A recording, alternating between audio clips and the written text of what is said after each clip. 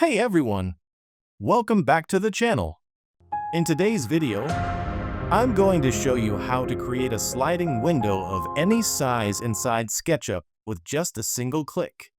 This trick will save you tons of time scrolling through the 3D warehouse looking for window models, because now you can build exactly what you need right inside SketchUp. So, let's get started. First of all, you'll need a free plugin called Window Builder, available in the extension warehouse. Once you've installed it, click on the plugin and a dialog box will appear.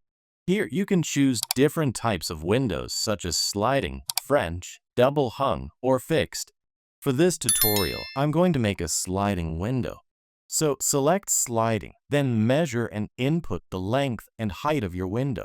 Define the number of sashes, set the frame width and depth, and also specify the sash depth and width.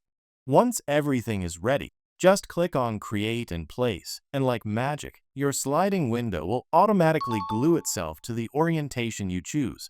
To move it freely, simply explode the component once, then make it a group again. And that's it, you've got a custom sliding window ready to go. Now let's quickly try another type. A double hung window. Go back to the Type menu, select Double Hung, adjust your parameters the same way, and click Create and Place. And that's all there is to it.